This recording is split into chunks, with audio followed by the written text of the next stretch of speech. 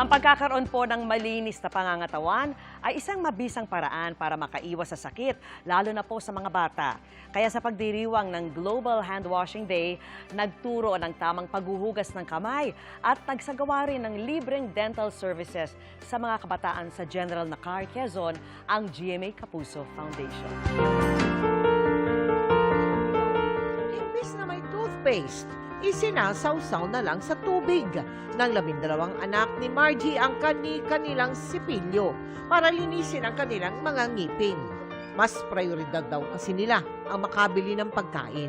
Lalo't 400 piso lang ang kinikita ng padre de pamilyang construction worker.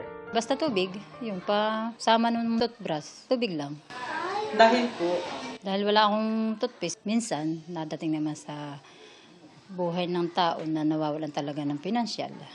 E di pagka yung nagkaroon ako, edi sakali ako nabili. Ni minsan, hindi pa rin daw niya napatignan sa dentista ang ngipin ng mga anak. Kaya kapag sumasakit daw ang ngipin ng mga ito, Naglalagay kami ng asin sa mainit, maligamgam na tubig at pinagmumumog. Tapos yung dahon, inilalaga namin. Tapos siya rin minumumog. Gawang wala naman kaming maipagpapacheck up. pinapahalagahan ng GMA Kapuso Foundation ang malinis at malusog na pangangatawan ng mga kabataan.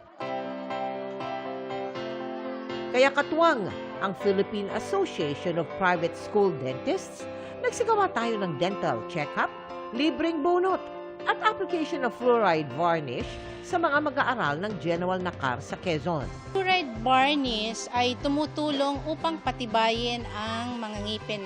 Ang kalusugan ng ngipin ay mahalaga at konektado sa pangangatawan ng mga bata dahil kung ang ngipin natin ay masakit, hindi tayo makakain ng wastong pagkain na kailangan ng katawan natin. Tinuruan din natin sila ng wastong paghuhugas ng kamay at pagsisipinyo ng ngipin. Binigyan din natin sila ng hygiene kits. Salamat